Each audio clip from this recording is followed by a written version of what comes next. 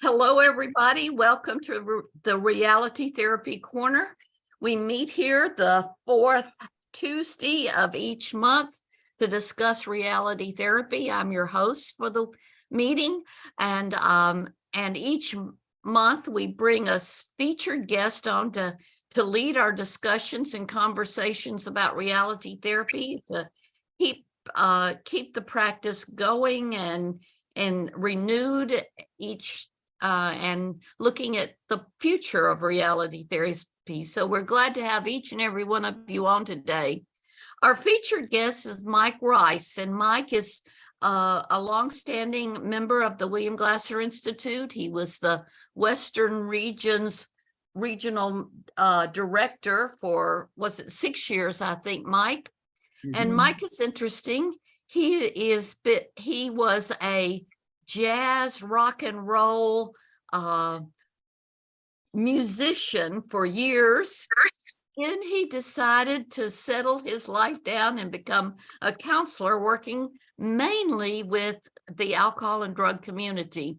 So between Mike's history of over 30 years with alcohol and drug addiction and counseling, and mine of now over 40 years, we have a combined interest of over 70 years of counseling in that community. And so I think we should be able to answer most of your questions, or at least get you thinking about a lot of questions. Mike is also the author of 7 books. 11. So say that? 11 books. 11 books. Yeah. Excuse me, Mike. I missed some along the way. Yeah. Is Grow Old and Be Happy your last one? Grow Old and Be Happy was not my last one. I can't remember. The one I'm working on now, which should be out in about 2 weeks, is I just got a title for it this morning with my editor, and it's called The World Psychology is Destroying Society. Oh, a nice title, and a belief most of us have. So I want to turn the program over to Mike today. Mike Rice from Arizona, author, speaker, and a William Glasser Institute faculty member and member. Good to have you with us, Mike. Thank you. Thank you for inviting me as well. As I was talking earlier before we started the meeting, I have not been involved in treatment as such with the population I've been working with all these years for the last 3 years. So I might be a little rusty on anything that I've got here. In fact, I'm open to any questions that you might have along the way, so don't feel bad if you want to interrupt me about anything. We were talking, Lucy was saying, between us, we have 70 years experience. And when you look at the alcohol and drug, that stuff has been around since long before, hundreds of thousands of years before Christ. So you would think that what should be known about alcohol and drugs today, we should know by now, but we really don't. I can't think of anything else. Well, one other thing, but where there are more myths, lies, and half-truths than in drug and alcohol abuse. Interesting also the fact that of all the cultures in America, in the world, the Native American was the only one that never really knew how to distill or ferment alcohol. They didn't need to. Of course, they had their peyote, okay, but other than that, and because of that, they lacked an enzyme called aldehyde dehydrogenase. And that was the cause of so many, what became a law back in the 1800s, where you couldn't sell alcohol to the Indians because they didn't have that ability to metabolize it. Most of us come from European descent, where we've had that enzyme, but alcohol's only been available to the Native American, 500, 600 years now. And it's been, as time goes by, eventually I think they are developing that enzyme, but in the meantime, it has not been that way. What else can I do with it? That's my heritage, Mike. My grandmother was Native American, and so I've been aware of that for a long time, and it also impacted the fact that enzyme impacted the fact that we couldn't handle sugar, and so you see alcoholism and diabetes and rampant in the Native American community, and it does pass down to generations like myself. So, so we go to the true and false questions, like Let me see if I can get to my notes here. Okay, sure. That's a good way to go. Okay. Here's true or false. Alcohol and drug addictions are character disorders. What do you think? Well, I know some characters that have alcohol and drug disorders, but I'm going to guess. What are y'all going to guess? Yeah, the answer, of course, is no. No, right. But, and even a lot of doctors today believe that it is. Yeah, They believe that is because all the crazy things people say and do when they're under the influence, and they think it's a character disorder. right. Or a moral disorder. Right. Another one's an alcoholic or drug addict's true personality comes out when they're drunk or high. True or false? Not only no, but hell Yeah. Yeah. That again is false. Okay, that's because that's their drugged personality. It's not their true personality. Their true personality is when they're clean and sober.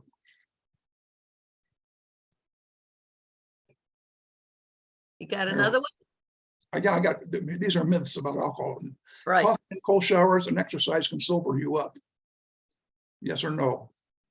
Nope, you'll just be a cleaner drunk. Clean drunk, yeah. or wide awake drunk.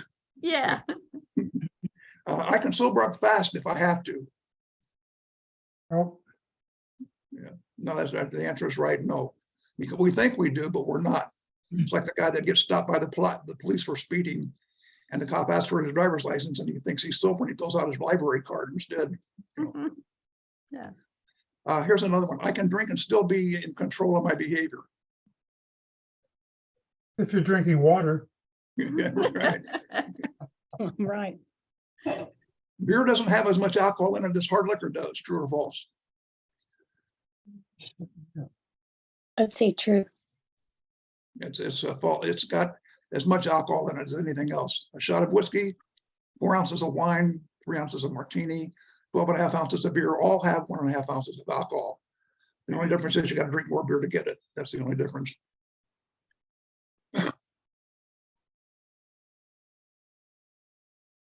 Let's see, moving along here.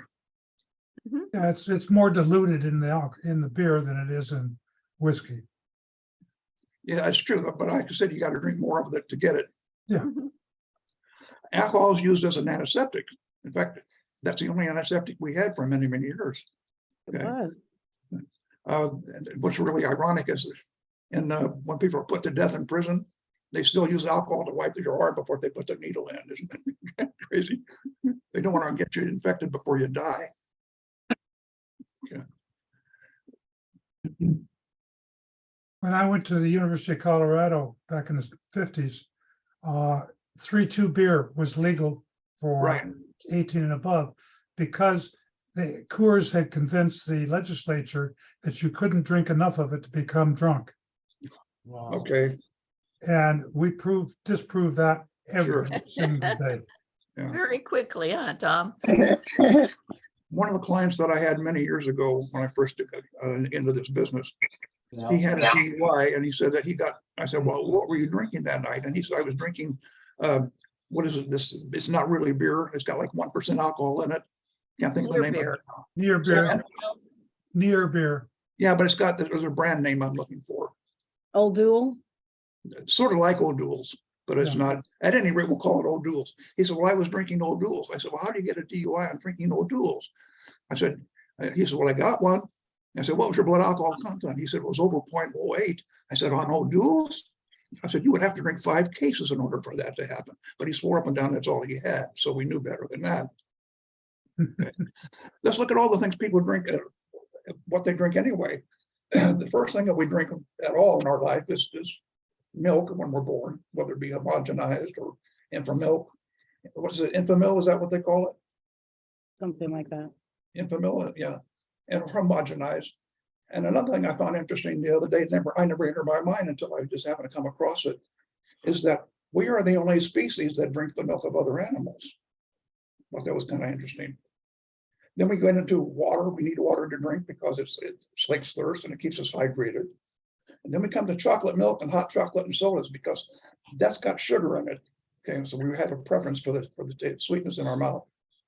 And then the first thing that we have that has drugs in it is coffee, tea, things like energy drinks have all kinds of nicotine, not nicotine, but caffeine in them. Okay.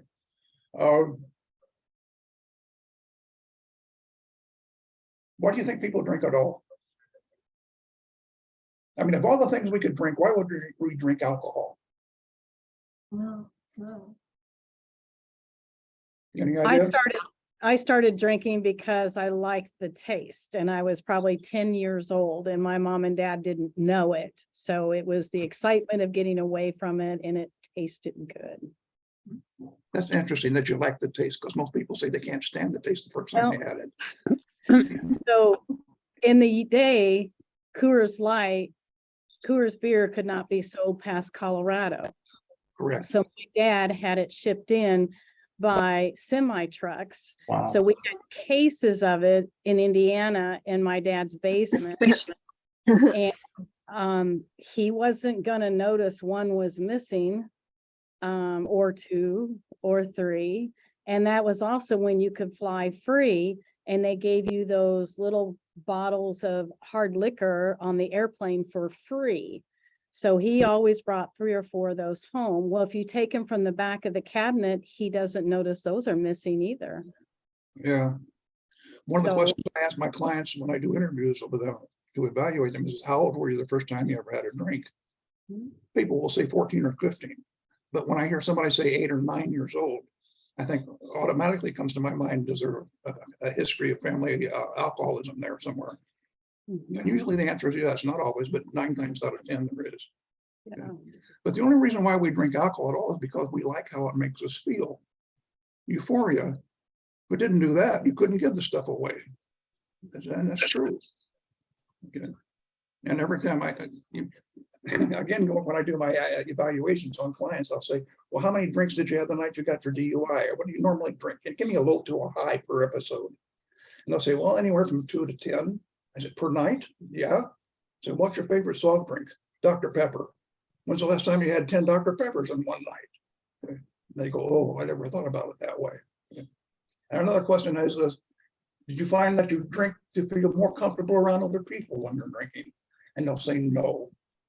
I'll say, well, do you drink alone? No, I'm a social drinker. Now that's where we have a difference of a definition. Drinking with others, of course, is social drinking because we're socializing. But to me and people in the field, I think Vicki and Lucy and maybe some others of you will understand that a social drinker is somebody who really doesn't care for alcohol at all. They only drink it to be sociable because they're in the company of others who are drinking it. They don't want to seem square or out of the loop. So they drink just to be sociable. If drinking mixed drinks, the ice cubes melt in the glass before they finish the drink. If drinking a beer, it usually gets warm on them before they finish it. And that's the definition of a true social drinker. Okay. Vicki, where are you? I'm looking for you. Oh, there you are. You're still using the SASE for your evaluations? Sassy 4, yes. Yeah, you sent that to me and I appreciate it. However, I'm still spoiled with the SASE 3. And my eyesight only allows me to barely use that. I can't use the more condensed version of the SASE 4. Lucy, did you ever use that? I did, yes. I'm finding I used to rely on it quite heavily years ago, but I'm finding now with different cultures and different people, it's not as reliable as it used to be, based upon people's backgrounds. I can't always go by it. So you have to go with your gut feeling along with all the other information that you gather from it. Yeah, and Mike, I look at the Sassy 4 as a tool. I may be looking at their correctional score, or I may be looking at their defensive score. Right. Some people are going to come out and tell you everything, and you don't have to really go search for anything. Right. And then there's those that sometimes you have to search and see, what are they leaving out? What information are they not sharing with me? Why are they being evasive?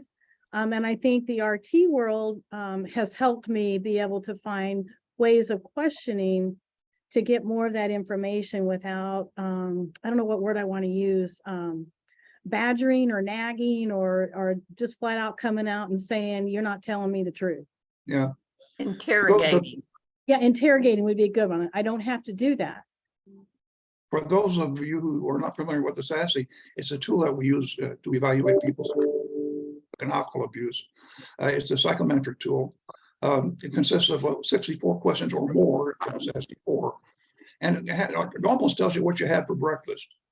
And it talks about you get your symptoms, it gets your subtle addictive behaviors, your defensiveness. If they have a very low score with symptoms and everything else, but a high defensiveness score and subtle attributes score, they're minimizing or they're lying to you, one or the other, pretty much so. But then I find an awful lot of people, for example, in Latin American individuals, have an extremely high defensiveness score no matter what, even though they're not alcoholic or abusers. It's just their nature.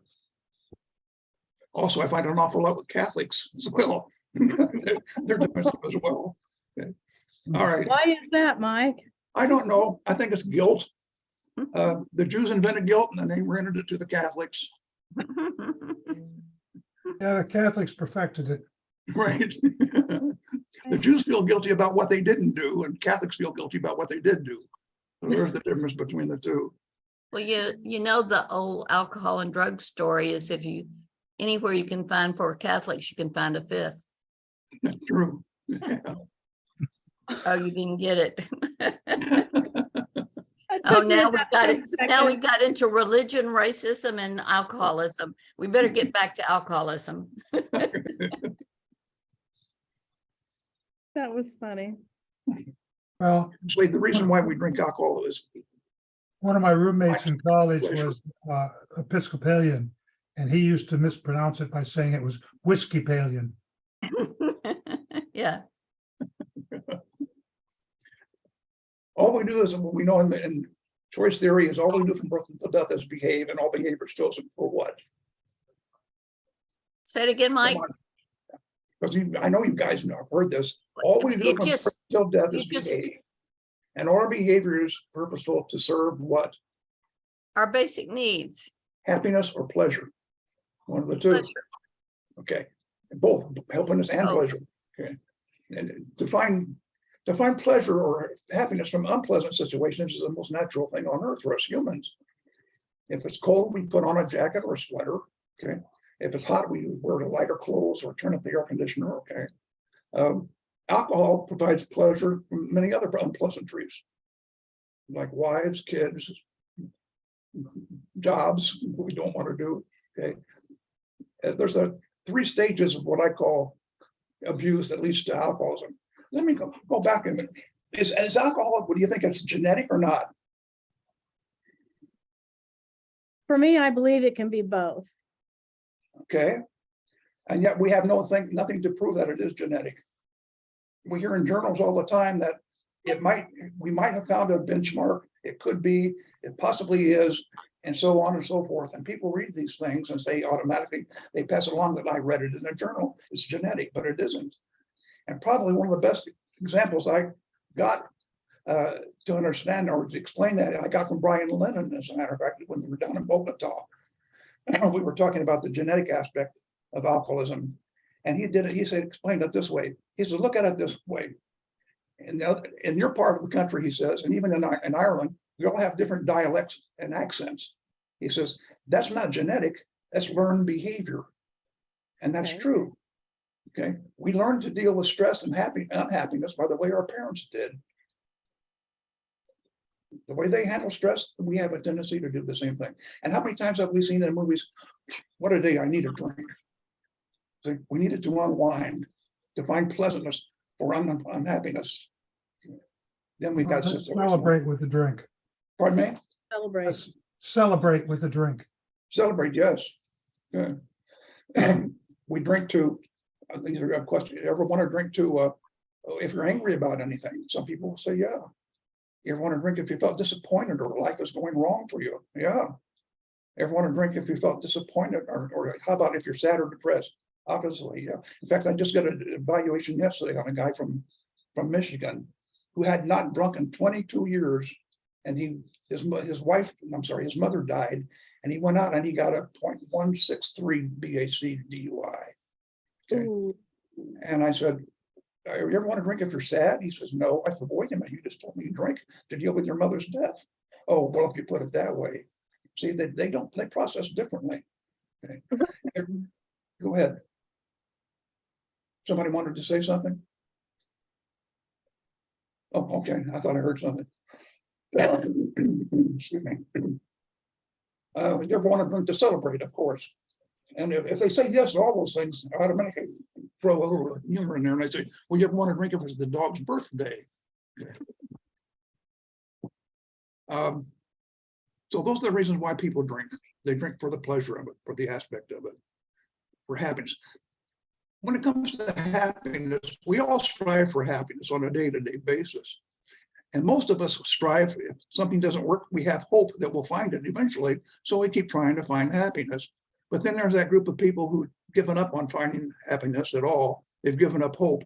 So they supplement pleasure for happiness.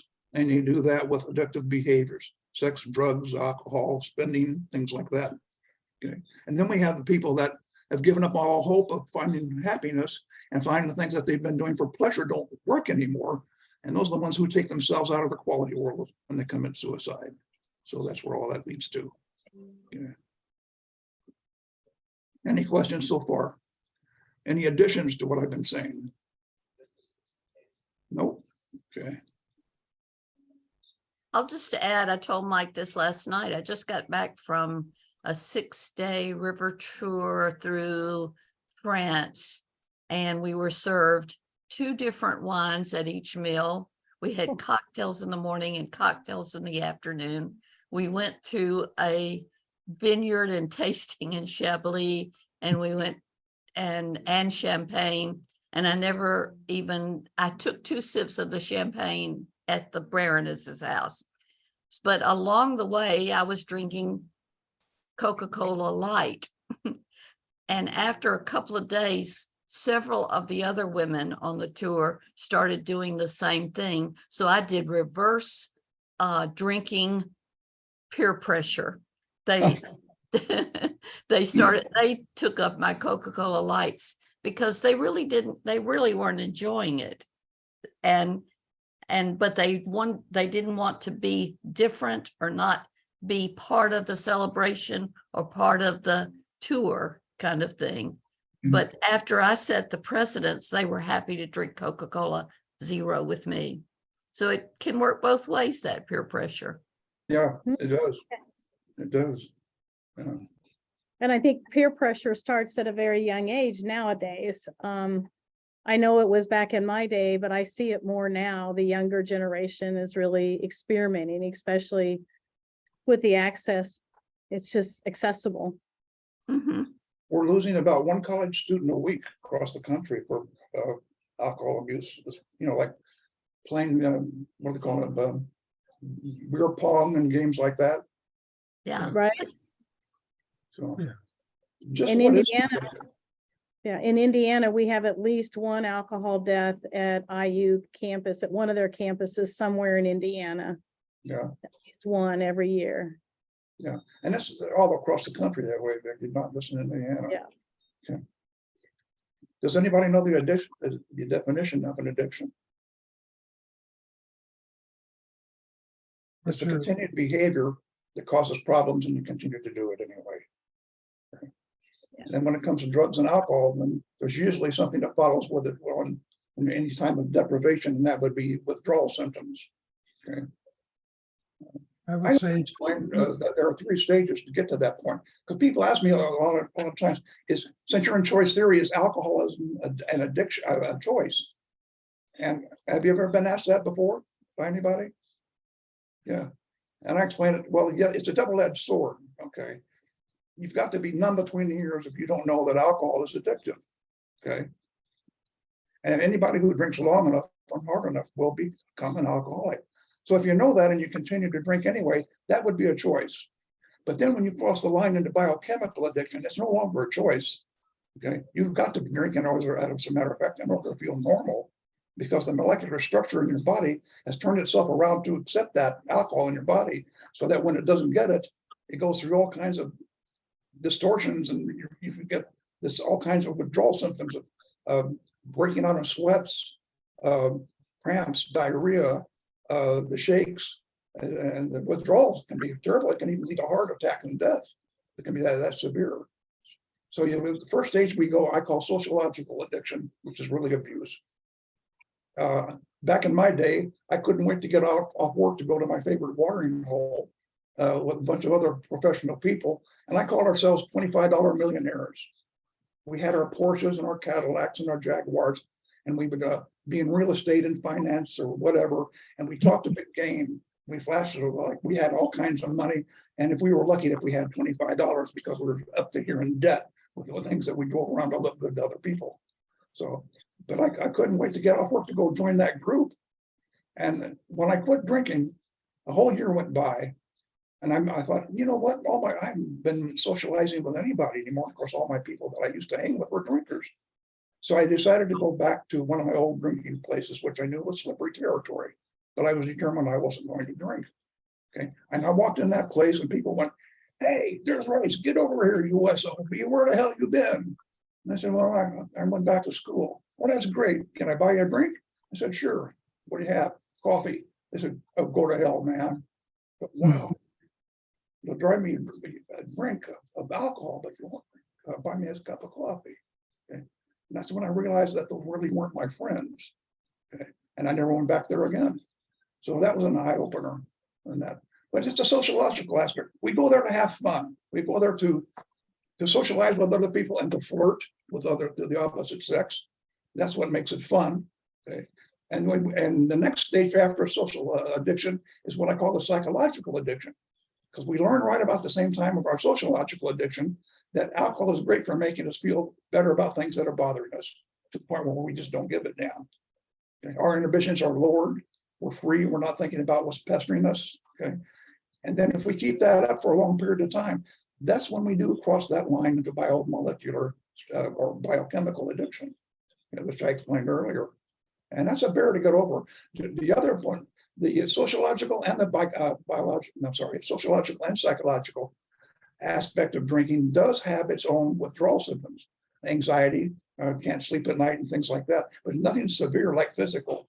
Okay. People say, what about video games and gambling? Yes, you have the same thing as anxiety, okay, and lack of sleep. What's the word I want here? The older I get, the more I can't use words since I'm not doing groups anymore.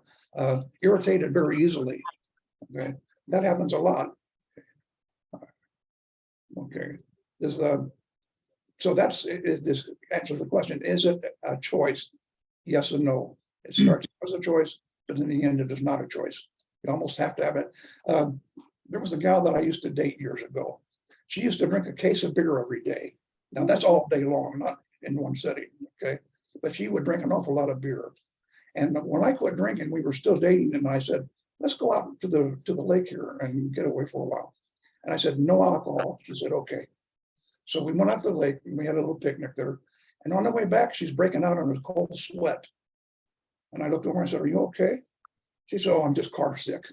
Okay. This is before I was in school and knew what alcohol addiction was. Okay, so I was pretty naive at the time. So I accepted the fact that she said she was car sick. I said, "You want me to pull over?" She said, "No, I'm okay." All right. So she dropped me off, and then she was on her way home, and she lived about maybe 4 or 5 miles away. So I called later to find out if she was feeling okay, and she wasn't there. I called an hour later, and her daughter said, "No, she hasn't come home yet." Of course, she was at a bar, getting her alcohol level back up to where she felt normal. Okay. If you don't get your blood alcohol level where it's used to say, what for the alcoholic, you have symptoms that are just really make you feel sick. Okay.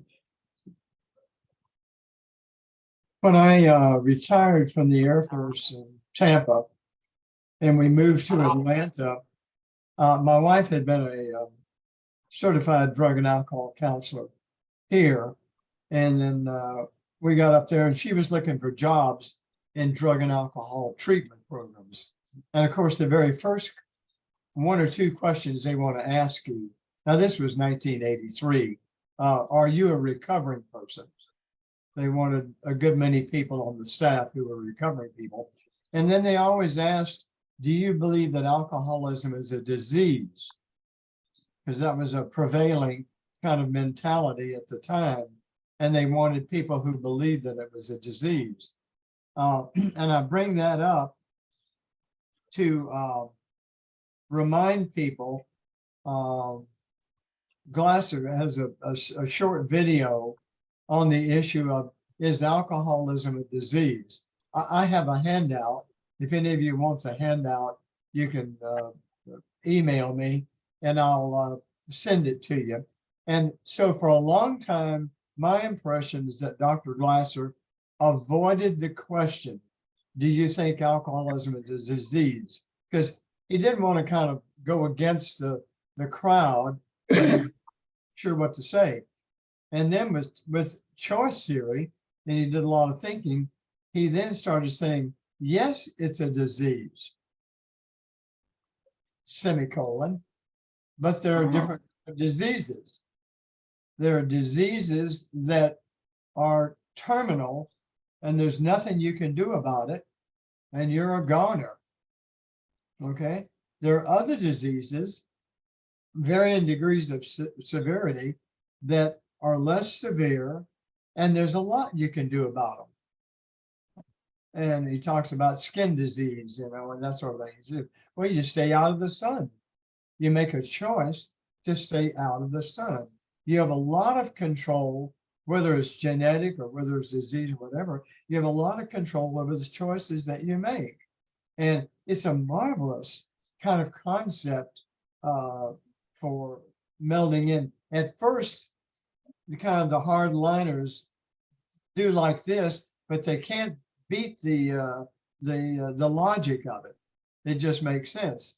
We have people that survive some diseases and some that don't, and a lot of people's survival rate is really big. But it's a nice continuum of less severe and more severe, but acknowledging, you know, that part of it. Yeah, thank you, Wendell. And you're very right about that. If you really want to know where that disease concept came from, it started in around 1946. Three people, one by the name of Marty Mann, she was supposedly the first female member of AA. She and a guy by the name of Brinkley Smithers, who later went on, his son went on to make invent IBM, that company, and a gentleman by the name of I'm trying to think of, hold on, what is the name? E.M. Jelinek.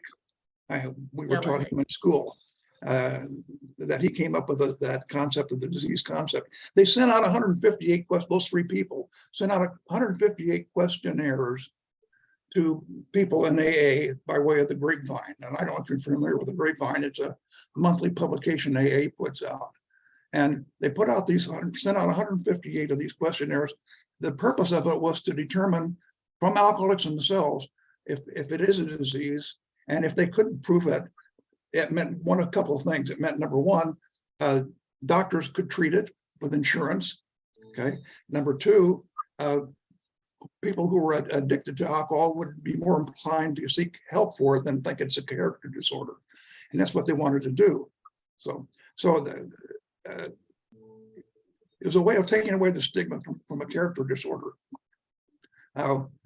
They had to throw away 60 of those questionnaires because 60 people got together and decided how they were going to answer the questions.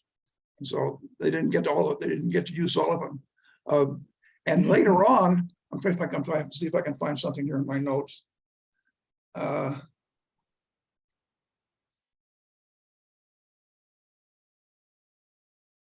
Later on, I don't want to get into the approach choice theory approach to treating alcoholism.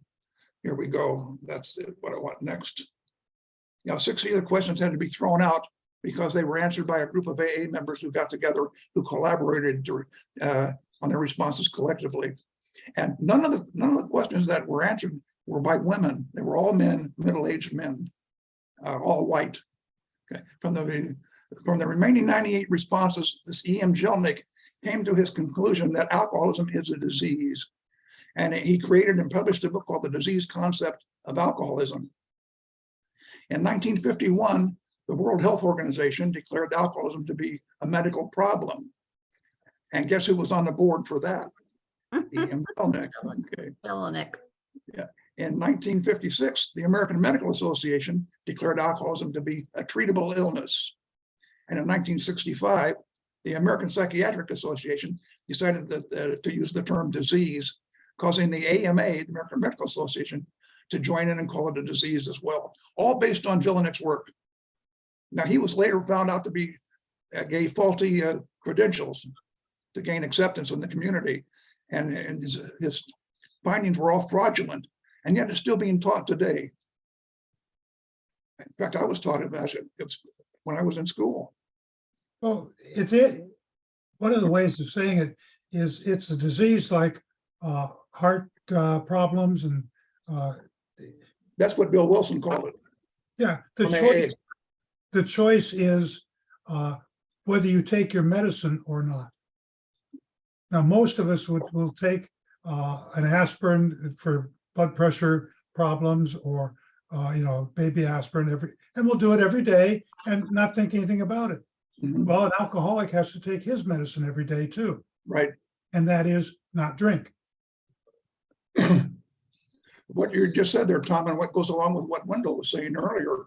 Okay, when Bill W. was asked if it was a disease, he says, we don't use that term in AA. He says, well, we look at it like heart disease. And there's different things, the reasons that cause heart disease, not just one thing. So, Mhm. but people in AA will say, well, Bill W. called it a disease. No, he didn't.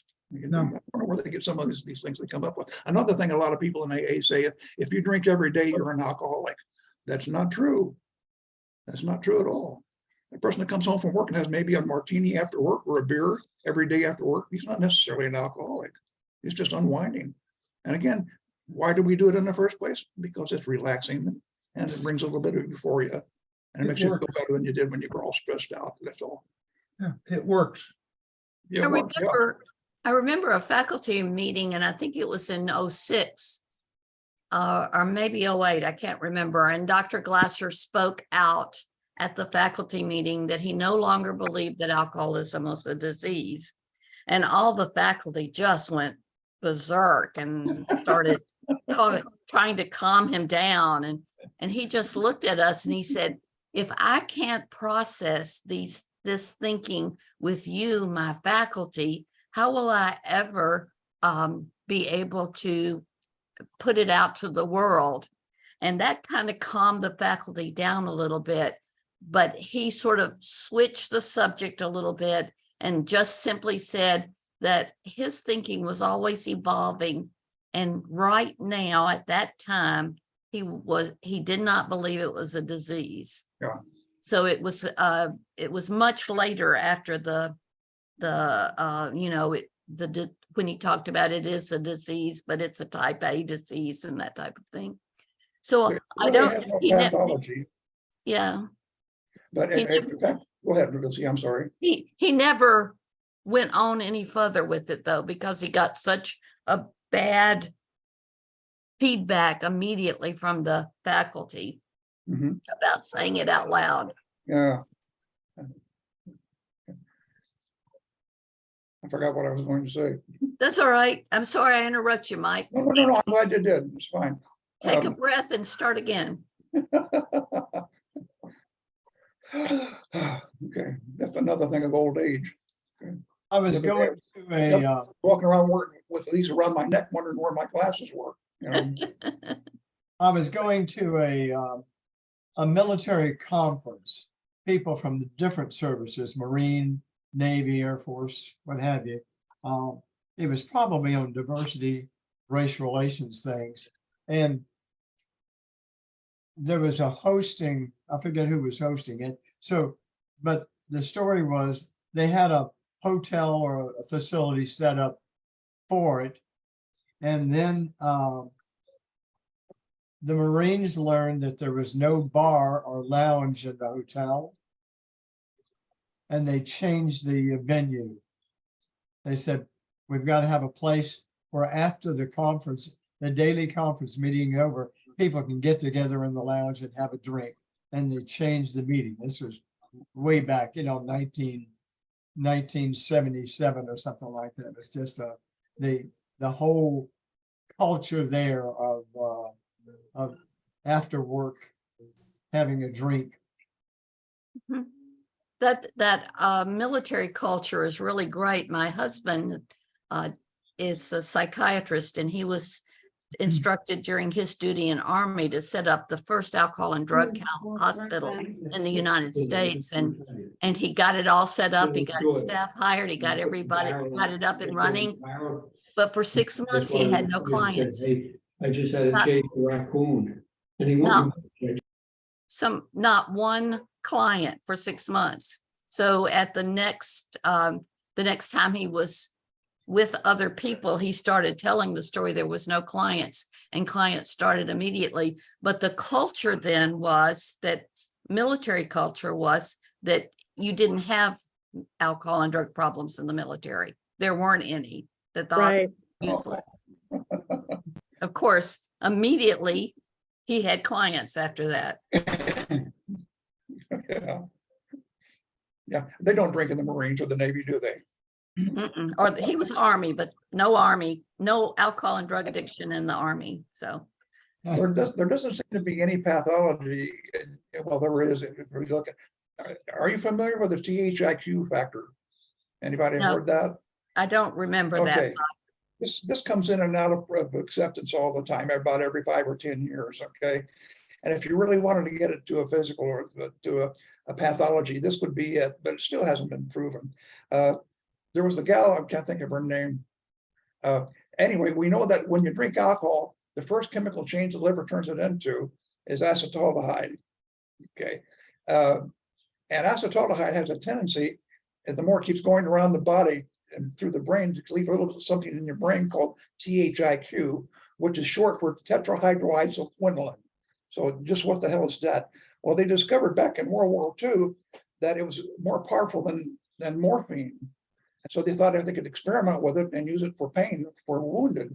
And not only was it great for pain, but anybody they gave it to became instantly addicted to it. And so they thought this stuff is just too powerful, we better leave it alone. Okay, so there was a gal in Houston, Texas, but I can't remember her name, was Mary something. You can Google this and find THIQ and get this story. She was doing studies with heroin users, homeless people or alcoholics, and she was getting her. She kept finding THIQ in their brains, and she had a friend who was a coroner, and she says, "Why is it that I'm finding heroin?" No, THIQ was known for heroin users. First of all, I forgot to tell you that.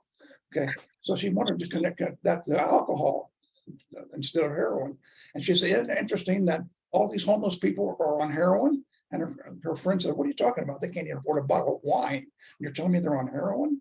She said, "Yeah, that doesn't make any sense, does it?" So she went into in her lab and she got some lab rats, and she got 3 different strains of rats that you can do as lab with. One will drink alcohol, one will not. Okay, and she put them in 3 different cages.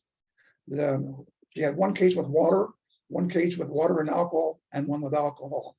The only rats that would drink anything at all would be the rats in the water that had water only. The other 2 cages, the rats wouldn't touch it at all. Okay, so she took the rats that only drank water and she took the rest that did not have, would not drink alcohol, and put a pinch of THIQ in their brains. They began to literally drink themselves to death. Okay, so that could be the argument for being pathological if you really wanted to use that. But again, it's never been proven. Okay, it's like sometimes you hear it in the community that it stands on its own, and other times you hear, nah, that's a bunch of baloney. And they figured out, well, what causes it? It's the result of the acetaldehyde that goes through your system during metabolism. So a little bit of interesting tidbits we can add there.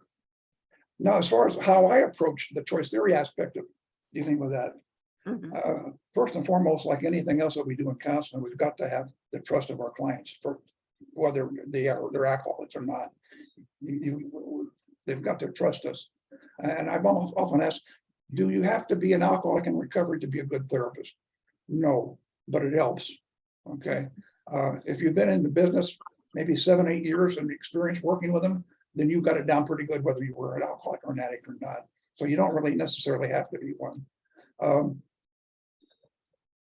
I try to put myself down on their level. When I was doing group therapy, all my clients were court ordered. They didn't go there on their own volition. So they were very defensive and very angry to be there in the first place.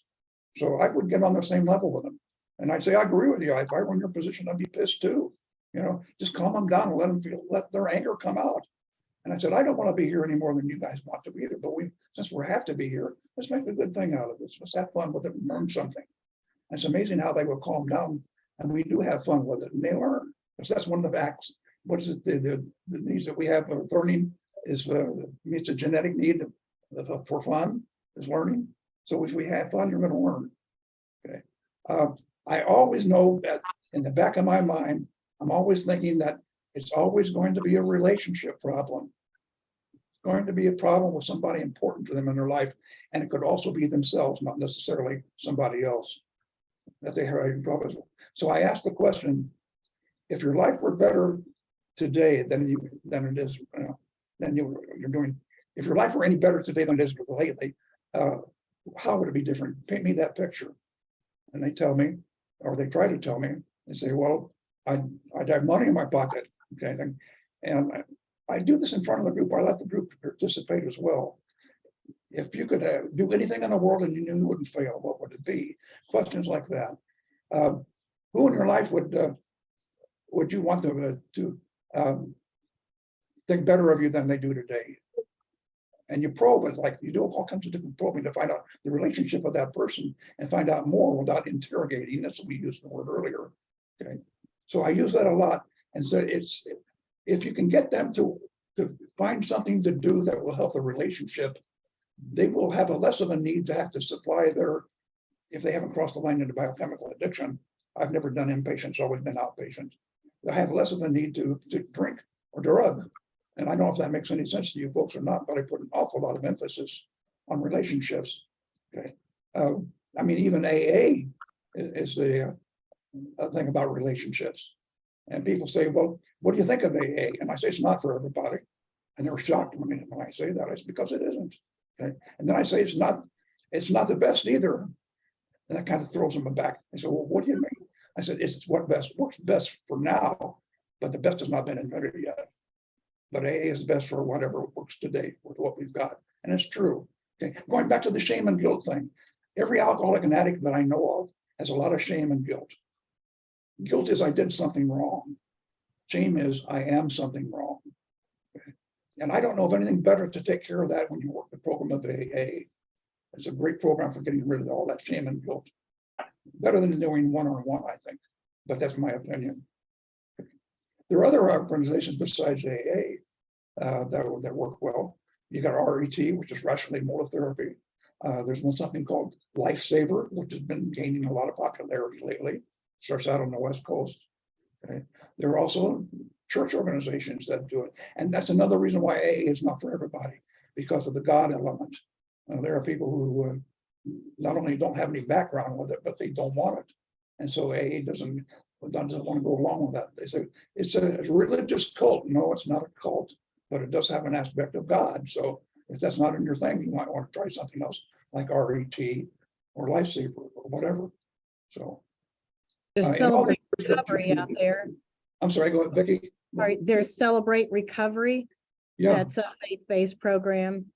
And I did inpatient work at the Community North Psych Pavilion. And when people came in with some type of mental health issue and alcoholism, there was a different way of dealing with that. A lot of times they were fearful. They're afraid that their family wasn't going to have them back. They were ready to do anything possible to make life better.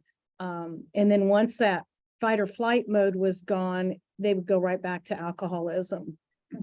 A lot of times an inpatient stay was a scare. For some, it wasn't enough to stop. For others, maybe a near-death experience, they would stop. I had a call this morning before we have this our meeting today from a client in Wisconsin who's got a DUI, and they want him to do an evaluation for the courts, but they also want him to do a psych eval. Mm-hmm. And I thought, well, okay, no, I'm not going to do that. I'm going to tell you why. Because when people get clean and sober, the stuff that they're calling psych evaluation problems go away on their own. And if you go somewhere and get a psych eval, you're going to walk out of it with an Axis 1 diagnosis of a mental illness that you don't have, and it's going to carry you. You're going to walk around with that for the rest of your life. So I refuse to do it. I've even had the state of Illinois want me to change my evaluation of a client and call them an alcoholic when they weren't. Wow. That's when I quit doing state stuff for Illinois. Wow. I've got a thing about, if you haven't noticed, Lucy, because you know me more than closer than anybody else here, and Tom and Wendell, that I have this thing about medication that's being administered to people. And we're drugging people's minds. We're giving them medication for things that have no pathology whatsoever, no curative abilities. And they're doing it for emotional problems. And there's not a drug on the face of this earth that will just do one emotion. It'll do all emotions instead of just one. It doesn't pick out singular emotions. It knocks out our ability to feel love, as a matter of fact, or even have a sense of oneself. And we look at all these mass shooters, every damn one of them, except maybe one of them. I even think all of them have either been on psych meds or were taking them currently, one of the two. And we just recently, go ahead and do this. You were going to say something? Mm. Okay. Then we look at the country singer who recently died, Naomi Judd. She was taking 6 antidepressants.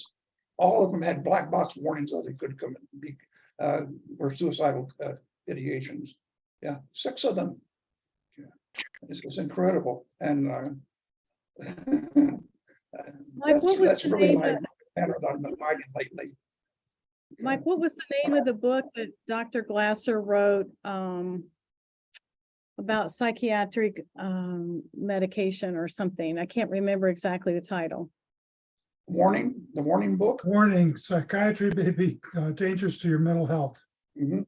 I recommend that book for people, and even if you don't believe that, read it just to see what he thought, and what the theology was behind his thinking. I have that book. I just couldn't remember the name of it. Yeah. It's like they had a book out there, Why Not to Go to a Christian Counselor? And I'm like, oh, really? Why would you not go to a Christian counselor? I went and read the book, so I know what the opposition was. Yeah, that's it. Yeah. I had to wrap it in brown paper, being married to a psychiatrist. Yes. So he didn't read it, Lucy? No, when Jeff and Dr. Glasser met, they were very professional with each other and they didn't talk about their differences. Hey, There's, That's my new band that I'm fighting for right now. And I've been on that line for the last few years, as a matter of fact. In fact, the book that I'm writing now that's about to be coming out has an awful lot to do with that. Okay. It's getting to the point where we're drugging our Americans to the point where they can't think for themselves anymore. Yeah. And that was plus a lot of other things. Our society is just basically going by the wayside. We're killing one another. Getting divorce rates are higher than they've ever been. 60% of marriages. Mass shootings. We never used to have mass shootings. We've had more mass shootings in this year than we've had in the days of the month or days of the year. We've had over 260 some odd mass shootings already. Okay, we haven't had that many days in the year so far. So It's a daily occurrence. Yeah. pardon me. It's a daily occurrence. Yes. and it's sad. So Mike, you're coming up to about 5 minutes now. You got some closing comments for us? Not really. I would leave it open for any questions or any comment added statements right. on the part of the viewers. Yeah. What people have something, who has something to say or question? just a quick addition. I did a presentation along with lots of other people, like we have our conference coming up in St. Louis shortly. And I did a hour-and-a-half program for the Georgia Addiction Counselors Association, way back in the mid 1980s. And the woman, I don't remember her name now, who was the president of the organization, gave a resounding supportive comment. She said, out of all the therapeutic approaches, she found reality therapy to be the most helpful in working with drug and alcohol clients. And all of this was before choice theory became a part of what we do. So that was a wonderful kind of an endorsement from somebody who knew. Right. I'd Yeah. like to add that in the substance use world that I work in, that having them do self-evaluations, me not telling them things, but them evaluating themselves helps people start healing or making different choices. And that's really helpful. And I like giving the 10 axioms of choice theory to people for them to start thinking about it. In a world where external control is everywhere for them, you know, probation's telling them what to do, the court system, their loved ones, their family members, when they walk in and then get introduced to someone that uses internal control, sometimes they don't know how to manage it. And I say, just give it some time, build that relationship with them, and remind them that they have the power to make some choices that'll help change their life. It's really helpful, but the addiction world, there is such a divide between what I do and what others do. They really believe in that external control to get people to stop. Self-evaluation, Vicky, as you've stated, is very, very important in this field. Extremely important. Okay, I rely on Bob Lovelling's WDEP. Yeah. That's the whole thing right there. What do you want? What do you expect to get? What have you been doing? How effective has it been? What can we do to make it better? That's it in a nutshell right there. Yeah, Yeah. I And the use, state of that plan, you know, we usually have good results. I found that reality therapy and choice theory was very effective with the domestic violence people. Yes. And many of them were also involved in the alcoholic world. Yes. There was a very good correlation between the two. Mhm. We teach that here. There's a high correlation between substance abuse and domestic violence. And probably every case I get, something was going on. Yeah, And it's, again, it goes back to the relationship. That's what you were saying. You know, they have a poor relationship either with their partner or with themselves. And they've got to try and overcome that with power. And I'll And- even joke with them and say, what's your relationship with alcohol? What's your relationship with the court system? What's your relationship with people when you get in trouble? And they just look at me and go, I said, "Well, do you care about those? Let's define them." It's amazing how they start going, oh, I hadn't even thought about that. yeah, the relationship with alcohol is what they got. They got more than the relationship with anybody else in their life. It's so obvious. They even call alcohol and drugs by women's name. I mean, I work mostly with men. They would even use women's name like Mary Jane or my date. My first recognition of it was in college when my friend was sitting on the back of the hay wagon with his date, a bottle of schnapps. Oh my goodness. This is Dave.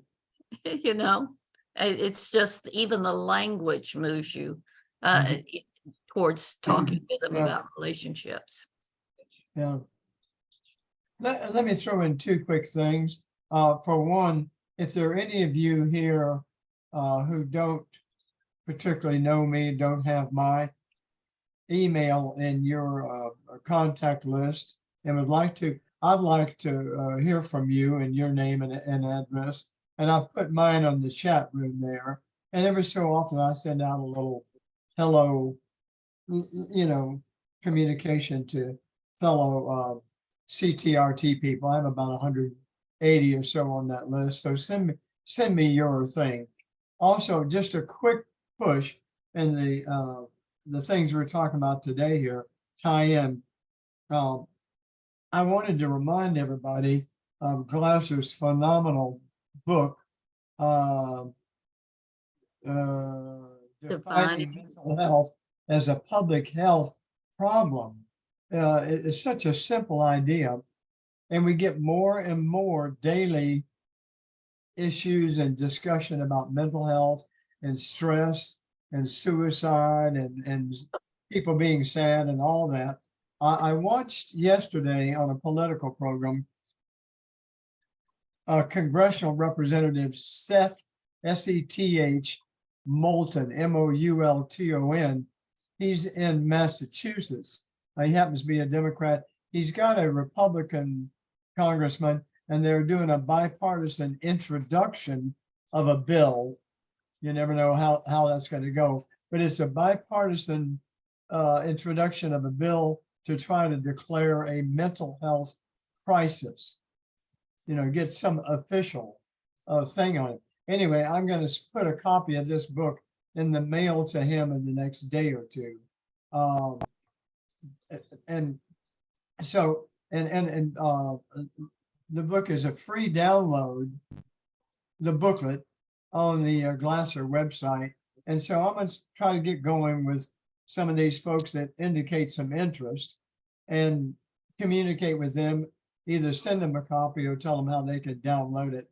What a simple, uncomplicated approach. I'm going to send out something to all of you that I have an email for soon. When you do a presentation at conferences, it's fun to have a catchy little phrase for your the title of your workshop. What's the title of your presentation? And we're struggling to get something catchy, you know. So right now I'm looking for something catchy to try to tack on to a presentation in the community about mental health. And I'm going to invite all of you that get my little email pretty soon to send me your creative thoughts. Here's my initial thought. While you're waiting for somebody else to do something, take effective control over your own mental health. And of course, the approach is teaching, as Vicki said, little pieces here and there, we all do that, teaching people choice theory. This is an easy one. They don't have to, you know, get a medical diagnosis. They don't have to have a lot of money, but teaching people choice theory. And we all know that people benefit from it, just the learning of it and becoming empowered with the notion that I've got control inside of me and not from outside. So I'm looking for catchy little titles for any kind of presentation that any and all of us could do locally at a organization or through a public thing there that would be an easy approach. Everything else is tied into government money and political things too. Well, no, that's the premise behind this book that I'm just writing now. I'm knowing everything. I think it should be called, instead of mental health, behavioral health or emotional health. And we're looking at government to find the answers to these things. And government is not the answer. All the things that we're going through right now, whether they be mental or mass shooters or gun violence or whatever, it's society's thing. And we got to make it a social, like the what do they call it? The pamphlet, this mental, you just fastened it up, what they call that. A public health issue. Public health issue, yeah. You got to make it a public health issue. Yeah, like chloride in the water, smoking, heart disease, Yes, seatbelts, everything else. helmets for, you know, all that stuff. It's Yeah, got to be a pub. We created it in society. Society has to be the solution. Not government, not psychiatrists. But however, if we teach psychology, if we teach choice theory, there's a good answer. Yeah. Lucy, I know our time is up. Do you have the information for our next speaker? Well, she just left the site. I was hoping she'd stay on. Carol is going to speak to us next month, and she's going to be talking about using reality therapy with aging and with the aged. And I think that'll be very interesting because that's where her life is right now. And the following month in July, we have Judge Holzappel from Nashville, who's going to be talking about how he uses reality therapy in his life and in his court. He's the night judge for Nashville and how he uses it there as well. So I think both of the upcoming ones are going to be very interesting. And I wish each one of you would contact a couple of people and tell them what they're missing here. Mike did a great job. He brought up a lot of things for us to think about alcohol and drug is a disease, and is it a relationship? Is it a choice? Lots to, I've been in it for a long time and he had me thinking. So I think these little programs are worthwhile, and invite your friends and other faculty members and other members of the Institute to join us on Thursday, the fourth Thursday of each month. And thanks to all of y'all for joining us today and contributing to the workshop. I'll sign you. on.